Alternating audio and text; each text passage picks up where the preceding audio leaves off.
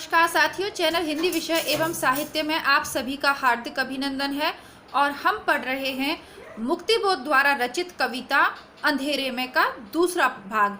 इससे पूर्व अंधेरे में कविता की एक कक्षा मैं आपको कल उपलब्ध करा चुकी हूं और आज यह इसकी दूसरी कक्षा है। इससे पूर्व भूल गलती, ब्रह्मराक्षस दोनों कविताएं जो नेट परीक्षा के सिलेबस में लगी हुई हैं, साथ ही विभिन्न राज्यों की असिस्टेंट प्रोफेसर भर्ती का जो सिलेबस है उसमें भी लगी हुई है, वो हम पूरी पढ़ चुके हैं।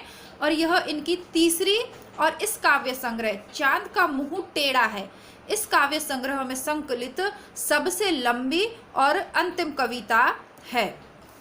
इस कविता से संबंधित जितने भी प्रश्न पूछे गए हैं पूर्व की परीक्षाओं में, वह सभी मैंने आपको कल की कक्षा में बता दिए थे, जो इससे संबंधित पूछे गए। और जो इससे यानी इसके अंदर से या इसके भीतर से जो प्रश्न पूछे गए उनको भी आपको मैं साथ की साथ बताती जाऊंगी। आज की कक्षा को देखने से पहले आप लोग कल की कक्षा को देखिएगा, शुरुआत देखिएगा, क्योंकि कल मैंने आपको मुक्तिबोध से संबंधित और इस कविता से संबंधित पृष्ठभूमि के विषय में विस्तार से बताया था। वह सभी बातें मैं आज की कक्षा में नहीं दोहराऊंगी, क्योंकि उससे आपका समय और मेरा समय दोनों व्यर्थ ही होंगे।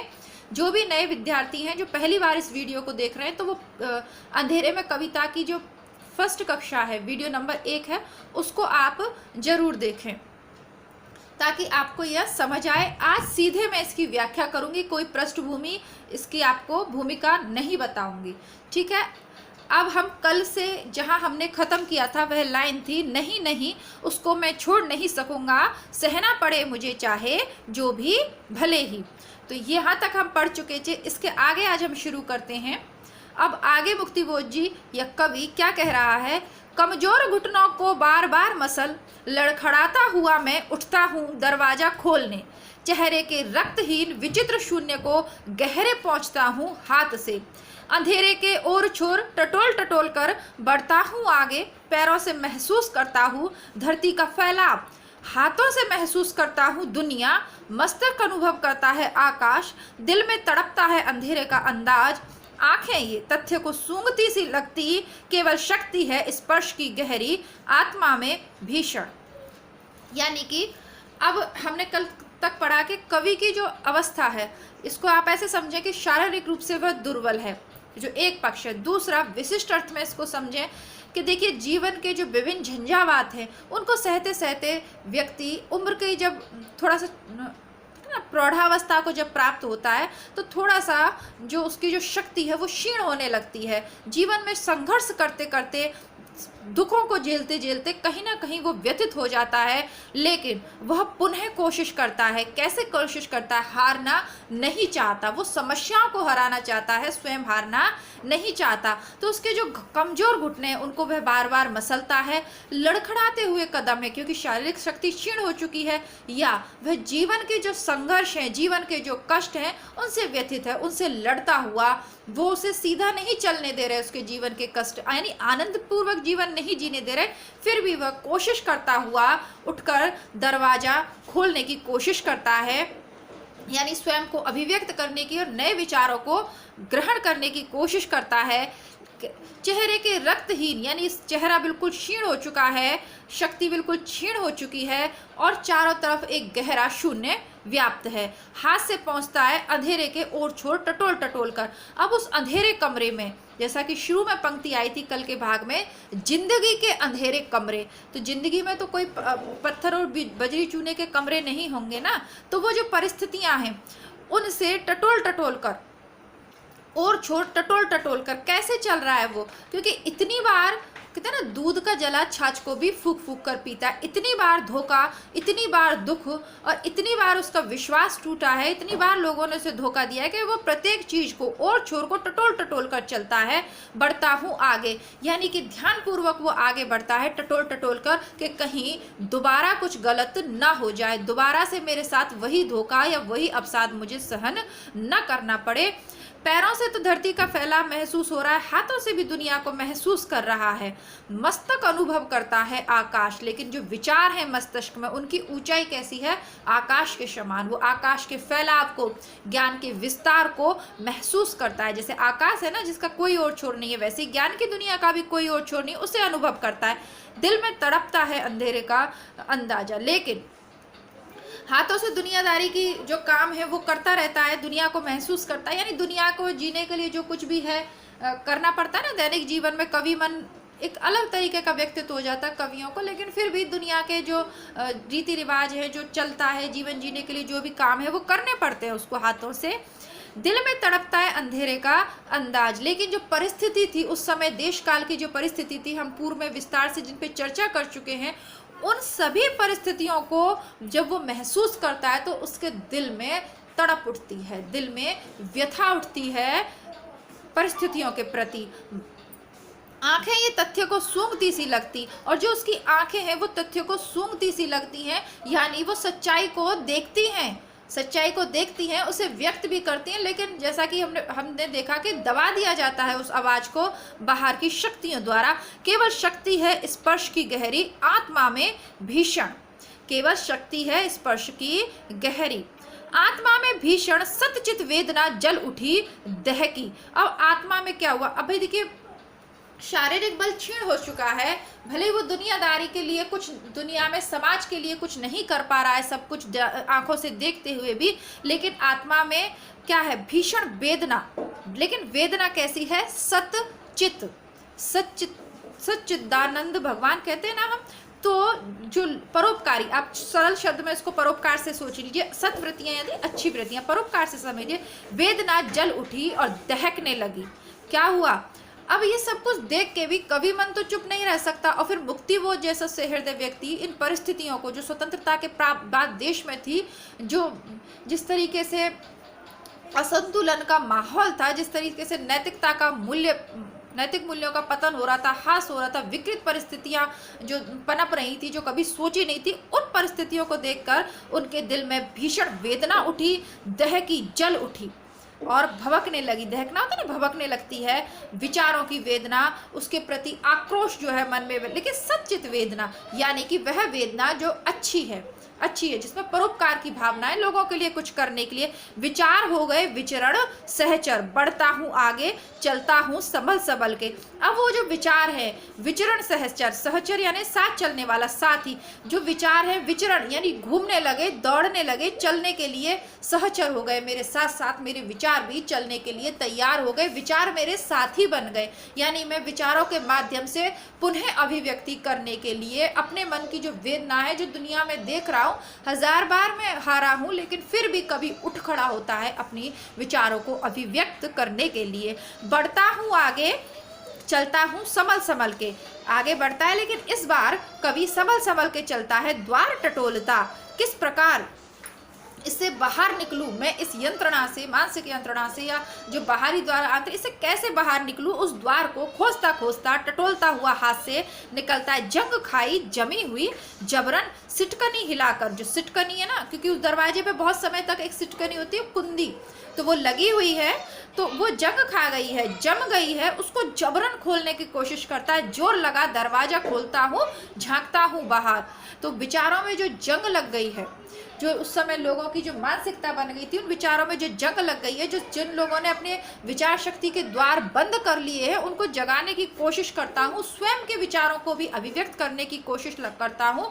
जोर लगा के उस दरवाजे को खोलना चाहता हूँ ताकि प्रकाश बाहर आ सके, ताकि सच्चाई बाहर आ सके। उस दरवाजे को जोर लगा के खोलना चाहता हूँ, झांकता हूँ बाहर, और उस दरवाजे के बाहर झांकता हूँ। सूनी है राह, अजीब है फैलाव, सर्द अंधेरा, सर्दियों का समय है तो राहें कैसी हैं, सूनी है, अजीब है फैलाव, और फैलाव भी बड़ा अजीब सा है, यानी एक रहस्यात्मकता संपूर्ण वातावरण में व्याप्त है। सर्द अंधेरा, अंधेरा है लेकिन कैसा, ठंडा अंधेरा, और ऐसा ही ठंडा अंधेरा का वर्णन हमने ब्रह्म राक्षस में भी पढ़ा है। ढीली आंखों से देखते हैं विश्व उदास तारे।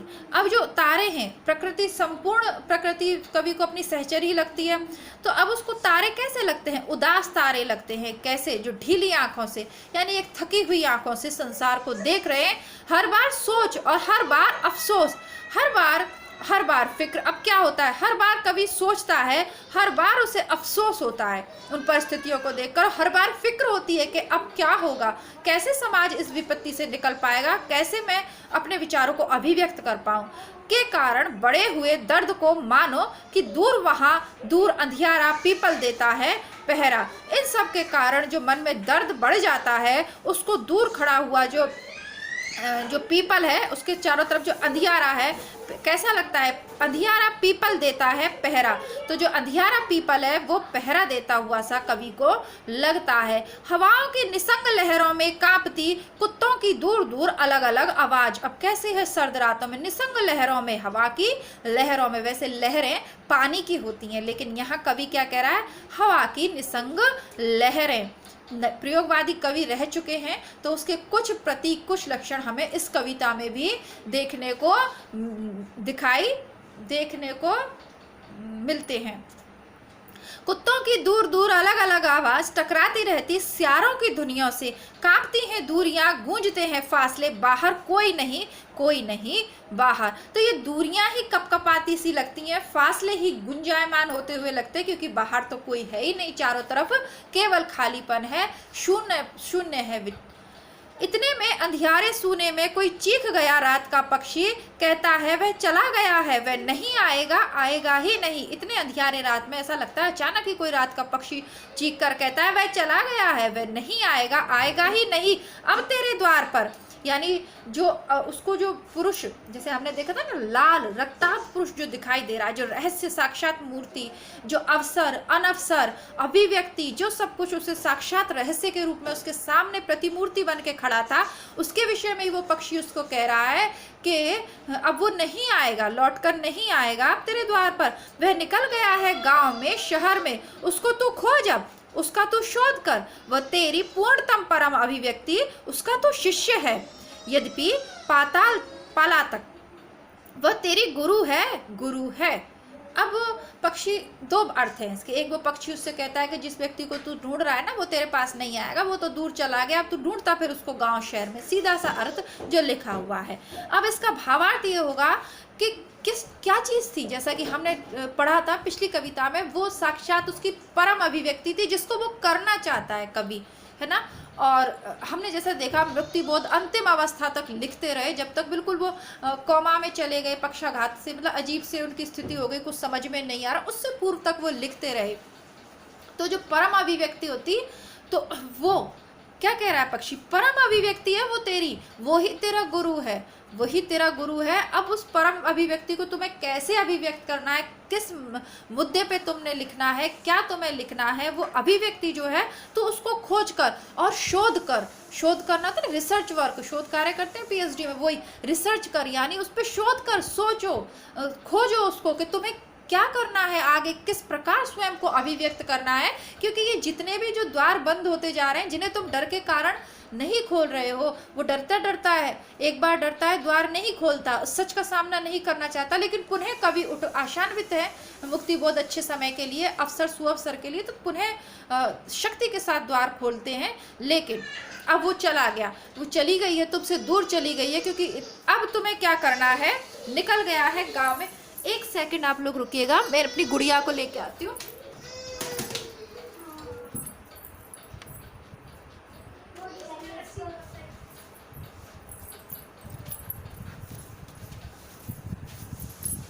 तो कवि कहता है, मतलब वो पक्षी के माध्यम से इसको ऐसा लगता है कि वह अवसर अब दूर चला गया है परम अभिव्यक्ति का, अब उसे ढूंढना पड़ेगा। वो तुम्हारा काम है कि तुम उसे कैसे ढूंढो।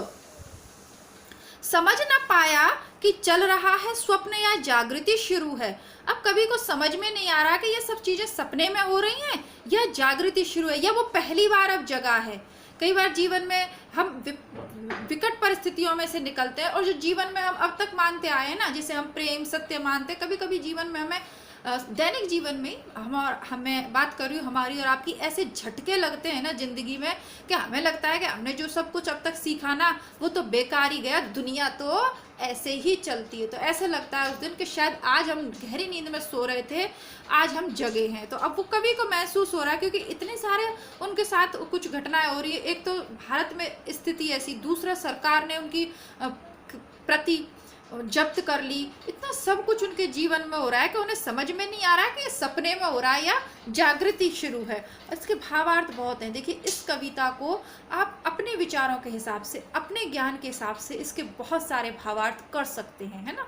जरूरी नहीं है कि यही इसका है। पता नहीं किस अभिप्राय से मुक्तिबोध जी ने इसको लिखा होगा। वो स्वयं इस कविता का पाठ करने के लिए, व्याख्या करने के लिए भी जीवित नहीं रहे, और इतनी महत्वपूर्ण भावों से परिपूर्ण कविता हमारे समक्ष रख के हिंदी साहित्य की निधि को बढ़ाकर, साहित्य निधि को बढ़ाकर वो चले गए। कितना अच्छा होता है ना कि आज हम उन्हें देख पाते। इतने कितने अलग ही तरीके के कवि हैं। जितना ध्यान पूर्वक इन कविताओं को पढ़ते जाते हैं, उतना मुक्तिबोध से स्नेह होता जाता है, खोते जाते हैं उनकी गुरुता में। कितने महान कवि हैं वो। दिया जल रहा है, पीता लोक प्रसार में काल चल रहा है, आसपास फैली हुई जग आकृतियां। उसको दिए की रोशनी में क्या, पीता लोक प्रसार में, है ना, पीला पीला ही तो रोशनी होती है, तो उसके आलोक, पीता लोक, पीत यानी पीला, आलोक यानी प्रकाश के, प्रसार यानी फैला हुआ में काल चल रहा है, समय चल रहा है, दिया जल रहा है, समय अपनी गति से चल रहा है, आसपास फैली हुई जग आकृतियां। और आसपास क्या है, जग की आकृतियां फैली हुई हैं। लगती है छपी हुई जड़ चित्राकृतियों सी, अलग व दूर दूर निर्जीव। लेकिन ऐसे माहौल में सब कुछ कैसी लगती है, जैसे सब कुछ जड़ है, किसी में भी सजीवता नहीं है। लोग निष्प्राण के समान लग रहे हैं, जैसे प्राण ही नहीं है, केवल जीवन जी रहे हैं। उनकी विचार शक्ति, जीवन जीने की उमंग और उत्साह खत्म हो गई है। जड़ यानी बिल्कुल एक जगह जड़ होती है ना, जड़ और चेतन जो होता है, तो वो जड़ हो, चित्राकृतियों सी लग रही है, जैसे कोई चित्र हो, अलग अलग दूर दूर निर्जीव। यह सिविल लाइन्स है। मैं अपने कमरे में यहाँ पड़ा हुआ हूँ, आंखें खुली हुई हैं, पीटे गए बालक सा मार खाया चेहरा है। जैसे किसी बालक को पीट देते हैं, वो मार खा के चुपचाप सो जाता है, उसी तरीके से मैं यहाँ पड़ा हुआ हूँ। उदास इकहरा, उदास भी हूँ, इकहरा यानी शारीरिक रूप से क्षीण भी हो गया हूँ। स्लेट पिट्टी पर खींची गई तस्वीर, भूत जैसी आकृति, क्या वह मैं हूँ? मैं हूँ। अब वो, जैसा कि मैंने आपको कल की पृष्ठभूमि में विस्तार से बता ही दिया था, और पहला जो इनके जीवन संबंधित वीडियो बताया था उसमें भी बताया था कि उनकी स्थिति बहुत ही दुर्बल और बहुत ही दयनीय स्थिति हो गई थी। अब वो देखते हैं कि इतने पतले हो गए, जैसे स्लेट की पट्टी पर किसी ने कोई तस्वीर बना दी, वो पट्टी पे पतली सी भूत जैसी आकृति हो गई है, क्योंकि कहीं कुछ रहा नहीं है, केवल कंकाल रह गया, हाड़ मांस रह गए। कवि कहता है स्वयं को देख के, क्या वह मैं हूँ? क्या वह मैं हूँ? क्या मैं ही हूँ ये?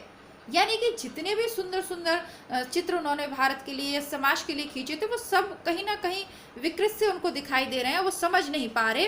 रात के दो हैं, दूर दूर जंगल में सियारों का हो, पास पास आती हुई गहराती गूंजती किसी रेलगाड़ी के पहियों की आवाज, किसी अनपेक्षित असंभव घटना का भयानक संदेह, अचेतन प्रतीक्षा।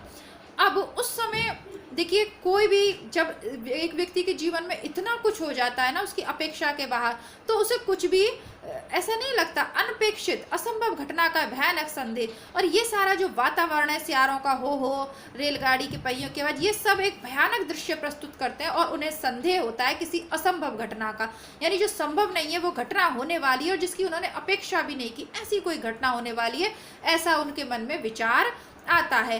कहीं कोई रेल एक्सीडेंट न हो जाए, चिंता के गणित अंक आसमानी स्लेट पट्टी पर चमकते, खिड़की से दिखते। चिंता के गणित अंक, तारे आसमानी स्लेट पट्टी पर चमकते, खिड़की से दिखते। तो खिड़की से क्या दिखते हैं? तारे। तो उसको तारे कैसे लग रहे हैं? चिंता के गणित के समान। हमने पूर्व में भी पढ़ा ना, टिक गया हूँ किसी अंक बिंदु पे, तो वो सब तारों को अंक बिंदु मान रहे हैं ना उनको, तो वही।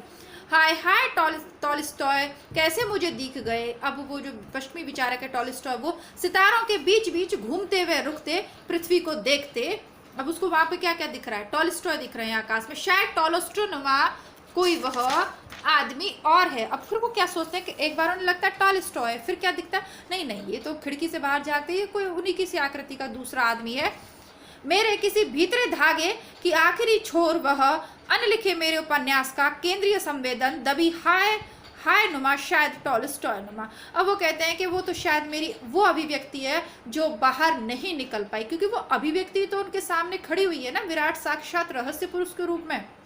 वो कहते हैं नहीं, टॉलस्टॉय नहीं है। ऐसा लगता है कि मेरा कोई उपन्यास है जिसे मैं लिखना चाह रहा हूँ ना, अनलिखे मेरे उपन्यास जो अभी तक लिखा नहीं है, केंद्रीय संवेदन में जो पात्र है उसकी दबी दबी हाय हाय नुमा कोई आकृति खड़ी हुई है जो मेरे भीतरी धागे के आखिरी छोर है। मानसिक रूप से मस्त जो अंदर विचारों का उद्वेग चल रहा है, उस धागे का आखिरी छोर है वह शायद टॉलस्टॉय नुमा। तो शायद टॉलस्टॉय की तरह आकृति वाली वह मेरी वह अभिव्यक्ति है, वो केंद्रीय संवेदन है जो मेरे अनलिखे उपन्यास का विषय था। प्रोसेशन प्रश्नवाचक चिन्ह। निस्तब्ध नगर के मध्य रात्रि अंधेरे में सुनसान किसी दूर बैंड की दबी हुई क्रमागत तान धुन, मंद तार, उच्च निम्न स्वर, स्वप्न, उदास उदास ध्वनि तरंगे हैं गंभीर। अब वो कोई बैंड बज रहा है तो उसकी जो ध्वनियां हैं वो भी उदास उदास लग रही हैं, दीर्घ लहरियां, और जो लंबे छोटे उच्च मध्यम तरीके के स्वर हैं। गैलरी में जाता हूँ, देखता हूँ रास्ता, वह कोलतार पथ अथवा मरी हुई खिंची हुई कोई काली जीवा। अब वो गैलरी में जाते हैं, जाकर रास्ता देखते हैं, यानी खिड़की में से वो गैलरी में देख रहे हैं, आ गए हैं, कमरे की खिड़की से देखना बंद कर दिया है, गैलरी में आ गए। और कोलतार पथ यानी ये जो डामर होती है ना, इसी को कोलतार कहते हैं, उसकी बनी हुई सड़क है, तो उन्हें लगती है कि ये कोई कोलतार पथ यानी कोलतार से बनी हुई सड़क है, अथवा मरी हुई खिंची हुई कोई काली जीवा, बिजली के द्युतिमान दिए या मरे हुए दांतों का चमकदार नमूना, या फिर कोई मरी हुई व्यक्ति की काली लंबी जीभ डली है, बिजली के द्युतिमान दिए या बिजली जब कौंधती है तो उसके द्युतिमान दिए हैं, या मरे हुए दांतों का चमकदार नमूना, यानी सब चीजें उनको कैसी लग रही है, विद्रूप। विद्रूपताओं का भी तो कलात्मक वर्णन उन्होंने किया, शुरू में पढ़ा था कल के वीडियो में हमने। किंतु दूर सड़क के उस छोर शीत भरे थर्राते तारों के अंधियारे तल में नील तेज उद्वास पास पास पास पास आ रहा, इस ओर दबी हुई गंभीर स्वर स्वप्न तरंगे, शतध्वनि संगम संगीत, उदास तान धुन समीप आ रहा। किंतु इस सब के बावजूद दूर सड़क के उस छोर पे ऐसा लगता है कि शीत भरे थर्राते तारों के अंधियारे तल में से कोई नील तेज, कोई नीले रंग का तेज मेरे पास पास आ रहा है, और हाँ इसी ओर आ रहा है, विस्मय बोधक चिन्ह लगा हुआ है। उसकी आवाज कैसी हुई है, दबी हुई है लेकिन गंभीर है। स्वर स्वप्न तरंगे, स्वप्न, ध्यान दीजिएगा शब्दों पे, स्वप्न तरंगे, वह तरंगे, वह विचार, वह चीजें जो हम स्वप्नों में सोचते हैं वैसी तरंगे। शतध्वनि संगम संगीत, सैकड़ों ध्वनियों को के संगम से मिला हुआ संगीत है, लेकिन तान कैसी है, उदास तान, और धुन, धुन कैसी है, उदास है, समीप आ रहा है। अब वो नीला नीला, पहले उनको रेड कलर का लग रहा था, अब ब्लू कलर का वो आता जा रहा है। और अब क्या होता है, गैस लाइट निलाई में रंगे हुए अपार्थिव चेहरे, बैंड दल, उनके पीछे काले काले बलवान घोड़ों का जत्था दिखता, घना व डरावना, अब चेतन ही जुलूस में चलता। शब्दों पे गौर कीजिएगा। तो ये अब वो बैंड दल में लाइटें जल रही हैं नीले रंग में, अपार्थिव चेहरे ना, तो वो चेहरे हैं। उसके बाद यहाँ पे देखिए घना व डरावना, अवचेतनी, उनका जो सबकॉन्शियस माइंड है वही उसी का वर्णन है। उन्हें लगता है कि उन्हें ऐसा लग रहा है कि उनका अवचेतन माइंड, सबकॉन्शियस माइंड में जो सोच रहे हैं वही सब चीजें जुलूस में चलती हुई दिख रही हैं। क्या शोभा यात्रा, उन्हें समझ में नहीं आ रहा कि ये शोभा यात्रा है किसी मृत्यु दल की, ये किसी मरे हुए दल की शोभा यात्रा है क्या, ये उन्हें समझ में नहीं आ रहा। प्रश्नवाचक चिन्ह है। अजीब, अब ये सब कुछ उन्हें अजीब लग रहा है क्योंकि फैंटेसी में रची हुई कल्पना, देखिए वो कल्पना से कितना सुंदर दृश्य हमारे सामने बिंब प्रस्तुत कर रहे हैं विभिन्न प्रतीकों के माध्यम से। अजीब, दोनों ओर नीली गैस लाइट पात जल रही। अब दोनों ओर नीली गैस लाइटें जल रही हैं, नींद में खोए हुए शहर की गहन अवचेतना में। पूरा शहर नींद में सो रहा है और वो उस गहन अवचेतन की अवस्था में भी वह लाइटें जल रही हैं। हलचल पाताली तल में और नीचे कहीं बहुत ज्यादा हलचल हो रही है। चमकदार सांपों की उड़ती हुई लगातार लकीरों की वारदात। सब सोए हैं लेकिन मैं जाग रहा, देख रहा रोमांचकारी वह जादुई करामात। सारी दुनिया सोई हुई है लेकिन मैं जाग रहा हूँ और ये जादुई जो दृश्य है, ये करामात है, ये जो चमत्कार है, बड़ा ही रोमांचकारी है, इसको मैं देख रहा हूँ। विचित्र प्रोसेशन, बहुत ही अलग प्रोसेशन है। गंभीर क्विक मार्च, कलाबत्तू वाला काला जरीदार ड्रेस पहने, चमकदार बैंड डल, अस्थि रूप, यकृत स्वरूप, उदर आकृति, आंतों के जालों से बाजे हुए दमकते हैं भयंकर, गंभीर गीत स्वप्न तरंगे उभारते रहते, ध्वनियों के आवर्त मंडराते पथ पर, बैंड के लोगों के चेहरे मिलते हैं मेरे देखे हुओं से, मेरे देखे हुए से मिलते, यानी जो कुछ उन्होंने अपने सबकॉन्शियस माइंड में सोचा था, अवचेतन मन में जो कुछ सोचा था, ऐसा लगता है कि वो साकार होके, मूर्तिवान होके सामने बैंड दल के रूप में निकल रहा है, अस्थि रूप है ना, आंतों के जालों से। कितना भयानक स्थितियों का उन्होंने चित्रण किया है। गंभीर गीत, स्वप्न तरंगे, स्वप्न तरंगे, देखिए मैंने कहा कि आप शब्दों पर ध्यान देंगे तो समझ जाएंगे, स्वप्न तरंगे यानी जो कुछ वो सोच रहे हैं अपने माइंड में वो उन्हें साक्षात सामने खड़ा हुआ दिखाई देता है। खैर मैं एक बात कहना चाहूँगी, उससे इसका तो कोई संबंध नहीं है। कहते हैं ना अपने यहाँ पे भी तो एक ये चीज़ प्रचलित है ना कि जब व्यक्ति मरने वाला होता है तो उसे ना बहुत सारी चीज़ें, बहुत सारे जीवन में जो वो नहीं कर पाता वो भी याद आता है, जो सबसे प्रिय होता है वो भी याद आता है, जिन कमियों के साथ वो मर जाता है वो भी चीज़ें याद आती है, सब कुछ प्रत्यक्ष सा दिखाई देने लगता है। और इतने ज्ञानी व्यक्ति हैं मुक्तिबोध कि उनकी तो फिर कल्पनाएं ऐसी ही होनी थी, क्योंकि उन्हें तो ज्ञान, अभिव्यक्ति, ये सारी चीज़ें ही दिखेंगी ना। सामान्य जन तो है नहीं वो हमारी और आपकी तरह। लगता है उनमें कई प्रतिष्ठित पत्रकार इसी नगर के हैं, बड़े बड़े नाम। अरे कैसे शामिल हो गए इस बैंड दल में? उनके पीछे चल रहा है संगीन नौकों का चमकता जंगल, चल रही पदचाप तालबद्ध दीर्घपात, टैंक दल, मोर्टार, अर्टली, सनद्ध, धीरे धीरे बढ़ रहा जुलूस भयावना, सैनिकों के पथराए चेहरे, चिड़े हुए, झुलसे हुए, बिगड़े हुए, गहरे। शायद मैंने उन्हें पहले भी तो कहीं देखा था, शायद उनमें मेरे कई परिचित भी हैं। उनके पीछे यह क्या? कैवेलरी, ओह, काले काले घोड़ों पर खाकी मिलिट्री ड्रेस, चेहरे का आधा भाग सिंदूरी गेरुआ, आधा भाग कोलतारी भैरव, आवदार। ये जो लोग हैं ना, जिनको वो लोग अपनी ज़िंदगी में देख रहे थे, जो लोग बड़े ही उसमें रसूख वाले थे, बहुत ही घमंड वाले थे, उन्हें लग रहा है कि सब एक बैंड दल में चल रहे हैं। तो ये उन लोगों का वर्णन है। आवदार, कंधे से कमर तक कारतूसी बेल्ट है तिरछा, कमर में चमड़े के कवर में पिस्तौल है, रोष भरी एकाग्र दृष्टि में धार है। कर्नल, ब्रिगेडियर, जनरल, मार्शल, कई और सेनापति, सेनाध्यक्ष चेहरे वे मेरे जाने बूझे से लगते। उनके चित्र समाचार पत्रों में छपे थे, उनके लेख देखे थे, यहाँ तक कि कविताएं पढ़ी थी। भाई वाह, उनमें कई प्रकांड आलोचक, विचारक, जगमगाते कविगण, मंत्री भी, उद्योगपति और विद्वान, यहाँ तक कि शहर का हत्यारा कुख्यात डोमाजी उस्ताद बनता है बलवन, बनता है बलवन। हाय हाय, यहाँ ये दिखते हैं भूत पिशाच का है, भीतर का राक्षसी स्वार्थ अब साफ उभर आया है। यानी उस समय में जितने भी राजनीतिक साहित्यकार थे, राजनीतिक जो भी लोग थे, आर्थिक दृष्टि से जो बहुत संपन्न वर्ग था, जो बड़ा ही अपने आप को रसूख वाला समझता था, जो साहित्यकार थे, जो घमंड में रहते थे, उन सबको उन्होंने एक ही पंक्ति में कल्पना कर ली कि ये सब बैंड बाजों वाले दलों की तरह चलते जा रहे हैं। हाय हाय, लेकिन कैसे? उसमें एक बहुत बड़ा कुख्यात हत्यारा था, यानी अंत सभी का ऐसा ही होना है। हाय हाय, ये दिखते हैं भूत पिशाच का है, सभी कैसे दिख रहे हैं? भूत पिशाचों की तरह दिख रहे हैं। भीतर का क्यों दिख रहे हैं? क्योंकि भीतर जो जमा हुआ राक्षसी स्वार्थ था ना, अब साफ उभर के सामने आ गया है। इसीलिए ये सब स्वार्थी और भ्रष्ट लोग इसमें लग रहे हैं कि जैसे इस शोभा यात्रा में, मरे हुए लोगों की इसी शोभा यात्रा में शामिल हो रहे हैं। भूल गलती कविता में भी थोड़ा कुछ ऐसा ही पढ़ा था ना हमने।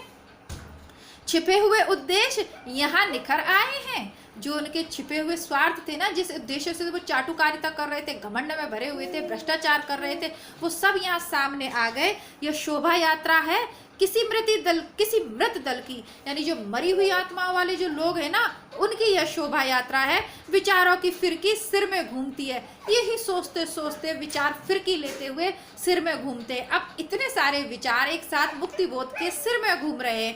कितनी सुंदर कल्पना मुक्तिबोध जी कर लेते हैं। इतने में प्रोसेशन में से कुछ मेरी ओर आंखें उठी, मेरी ओर भर। इतने में वो जो जा रहा था जुलूस, उसमें से कुछ आंखें मेरी ओर उठ गई, मुझे देखने लगी।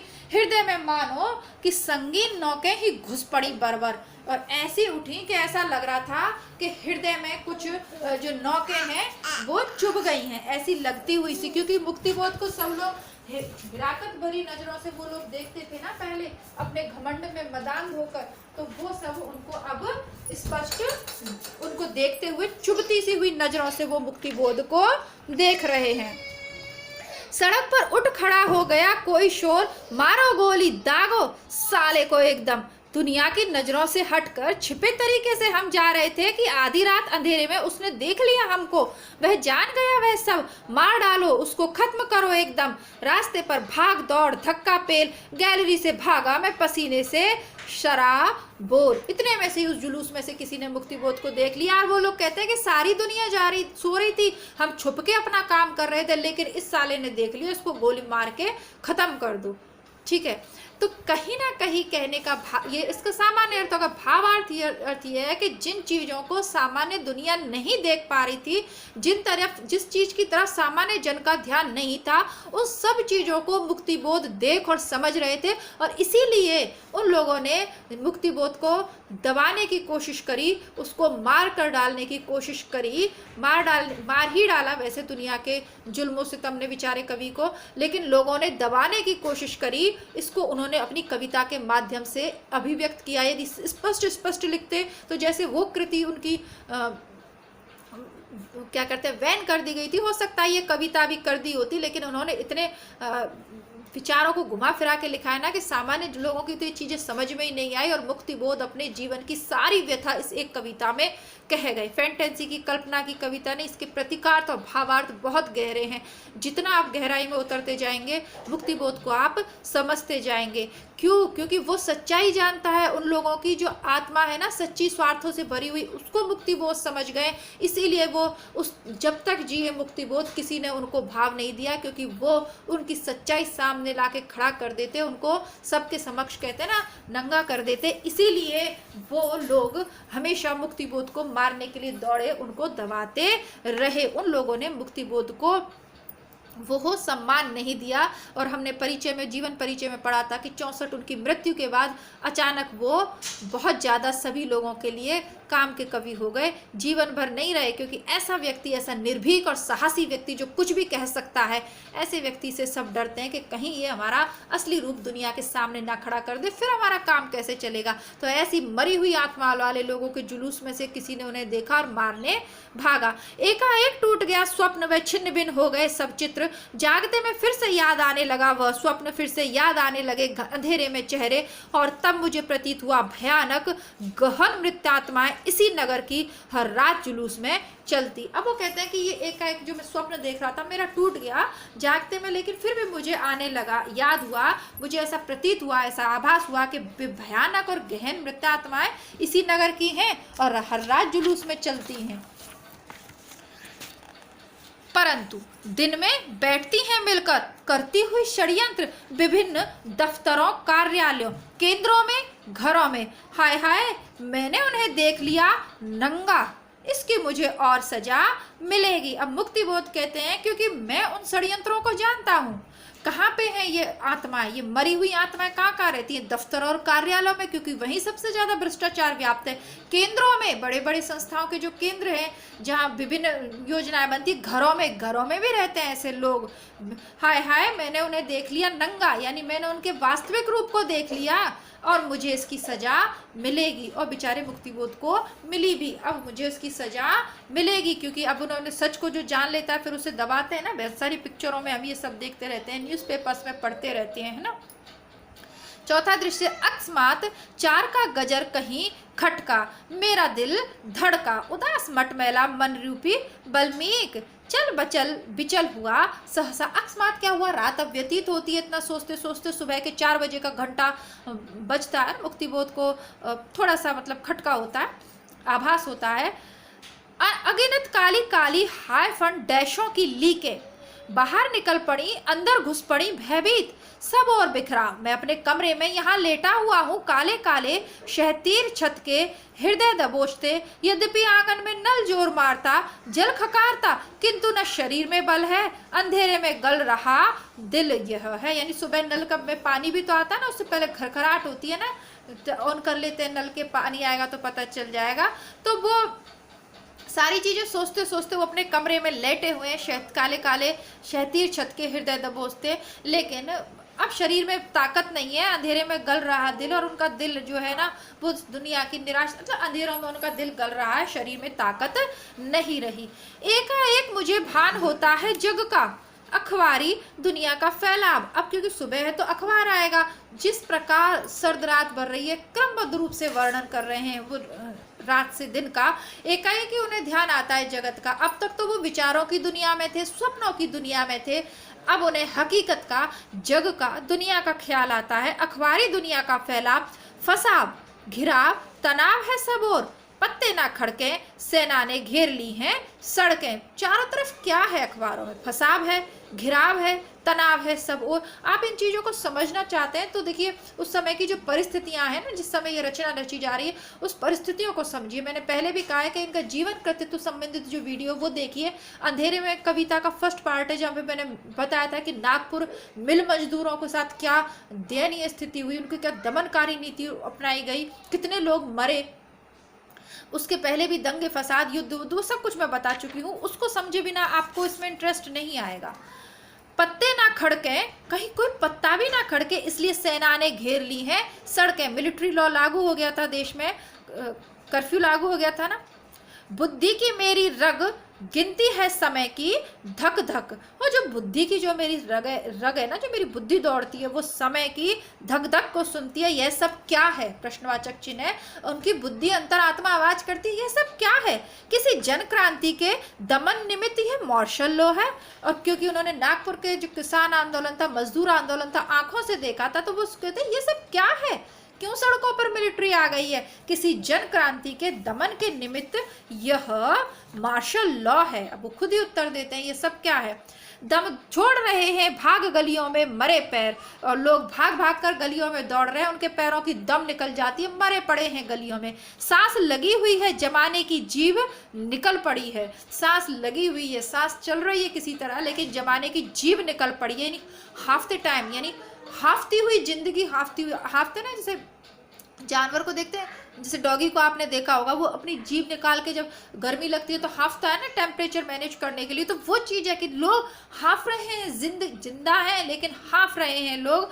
कोई मेरा पीछा कर रहा है लगातार, भागता मैं दम छोड़, घूम गया कोई मोड़। अब ऐसा लगता है कोई मेरा पीछा कर रहा है, मैं भाग रहा हूँ बहुत दम लगाकर, दम छोड़ घूम रहा गया कोई मोड़। कई सारे मोड़ों पर मैं घूम गया। चौराहा दूर से ही दिखता, वहाँ शायद कोई सैनिक पहरेदार नहीं होगा फिलहाल। अब मुझे दूर से चौराहा दिख रहा है कि शायद वहां कोई पहरेदार नहीं होगा, मैं वहां बचकर जान बचा लूं।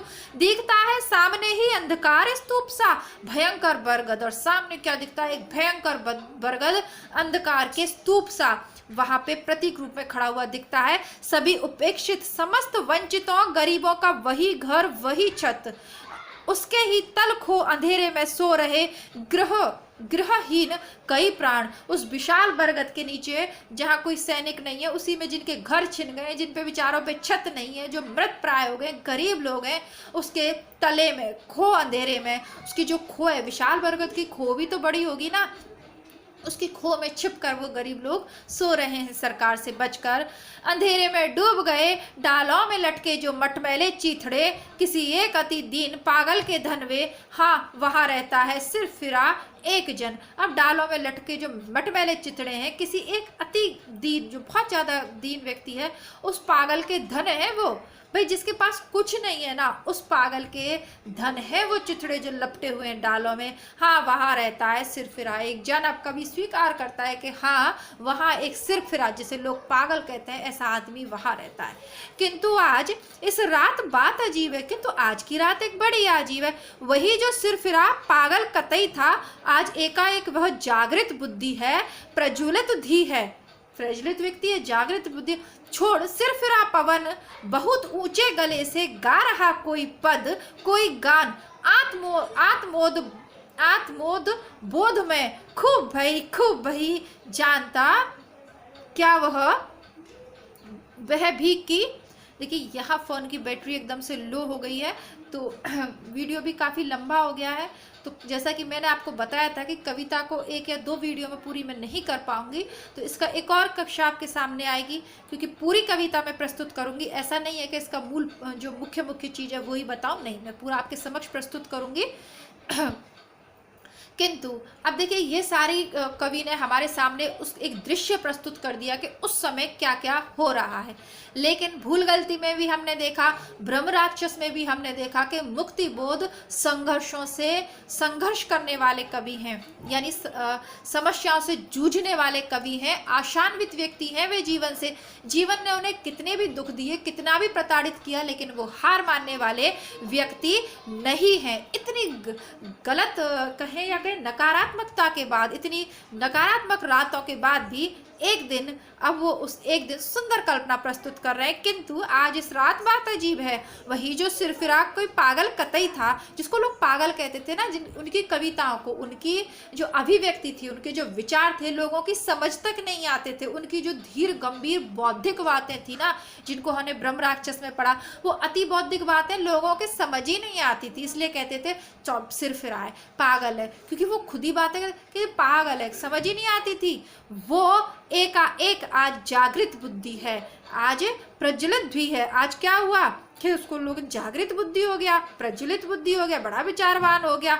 छोड़ सिर फिरा पवन, बहुत ऊंचे गले से, बहुत ऊंचे स्वर में गा रहा कोई पद आत्मबोध में। आज उसे आत्मबोध में, आज उसे अपना आभास हुआ, आत्मा का जो उत्थान करने वाला गान है, ऊंची लय में, उच्च स्वर में वो गा रहा है। भाई खूब खूब भाई, खूब भाई, ये तो बहुत अच्छा हुआ, खूब भाई, खूब भाई। जानता क्या वह भी कि सैनिक प्रशासन है नगर में? वाकई क्या उसकी बुद्धि भी जग गई? क्या अब वो सच को जान गया है? अब वो कवि कहते हैं, करुण रसाल वे हृदय के स्वर हैं, गद्यानुवाद यहाँ उनका दिया जा रहा है। ये इन्होंने लिखा है। तो सैनिक प्रशासन है नगर में, तो अब क्या वो जान गया है? क्या वो अपनी दुनिया से बाहर आ गया है विचारों की से? क्या वो सच्चाई से अवगत हो गया है? क्या उसकी बुद्धि भी जग गई है? क्या क्यों गा रहा है वो तेज उच्च स्वर में? क्या उसकी बुद्धि जग गई है क्या? इसीलिए वो गा रहा है, उसको सच्चाई का पता चल गया। ऐसा एक व्यक्ति जो हमेशा ऐसे कल्पनाओं के लोक में रहता है। तो ये सब हम पढ़ेंगे कल की कक्षा में।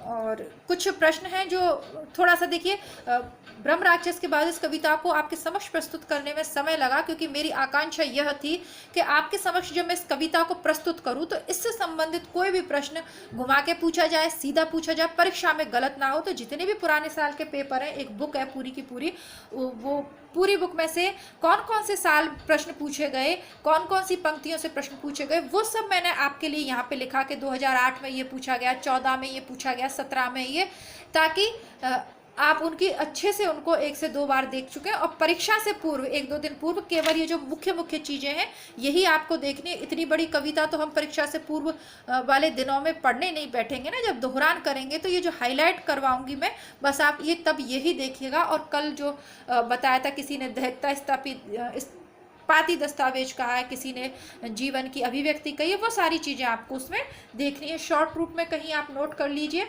और मुझे समय मिल गया तो मैं करके दे दूंगी, बाकी आप लोग कर लीजिएगा, ठीक है। आशा करती हूँ आपको कक्षा अच्छी लगी होगी। अच्छी लगी हो कक्षा तो प्लीज़ कमेंट करके बताइएगा। आपके कमेंट कल आए, मुझे बहुत अच्छा लगा। इसी प्रकार सहयोग और विश्वास बनाए रखें। साथ ही जो नए लोग हैं जो मेरे चैनल को सब्सक्राइब कर रहे हैं, पहली बार वीडियो देख रहे हैं, एक छोटी सी इमोजी बना के या कोई भी साइन बना के प्लीज़ अपना नाम कमेंट बॉक्स में मुझ तक पहुँचा दीजिए, ताकि मैं आप लोगों के नाम तो जान जाऊँ कि कितने लोग हैं जो नियमित रूप से वीडियो देख रहे हैं और कितने लोग नए हैं। तो हमारा जो ये YouTube परिवार है निरंतर आप लोगों के सहयोग से बढ़ता जा रहा है। मेरा नया ही चैनल है, तो जितने भी व्यूज़ आए उतने आप लोग लाइक कर दीजिए। मुझे कोई फ़र्क नहीं पड़ता कि मेरे इस कविता को 100 लोग देख रहे हैं या 5 लोग देख रहे हैं। 5 लोग भी देखें, आप 5 लोग भी लाइक कर दें, मेरे लिए इतना भी मेरी संतुष्टि के लिए बहुत है ना। आप लोग लाइक करना ना भूलें। आपको अच्छा लगे तो अपने मित्रों में शेयर करें, और लोग कर भी रहे हैं, कमेंट भी करते हो आप लोग। बहुत अच्छी फीलिंग आती है जब लोग मेरे मेरे बिना कहे आप लोग कमेंट करके बताते हो कि मैडम हम आपके वीडियो शेयर कर रहे हैं। ठीक है, तो अगर आप लोग मेरे वीडियो शेयर कर रहे हो, अपने मित्रों में जानकारी दे रहे हो, तो प्लीज़ मुझे कमेंट करके बताइएगा ताकि मैं आपका आभार व्यक्त कर सकूं। और आप सभी के प्यार और स्नेह के लिए दिल से धन्यवाद। मिलती हूँ कल की कक्षा में। समय हो रहा है अभी गृह कार्यों में व्यस्त होने का, तो कल की कक्षा में मिलते हैं। आज के लिए आपकी 2 क्लासेस हो गई, इतना भी कर लोगे निरंतर तो भी काफ़ी है। ठीक है, प्लेलिस्ट चेक करते रहिए, प्रतिदिन अच्छा अच्छा पढ़ते रहिए, निरंतर तैयारी करते रहिए, सदैव प्रसन्न रहिए, मुस्कुराते रहिए। धन्यवाद, नमस्ते, जय हिंद।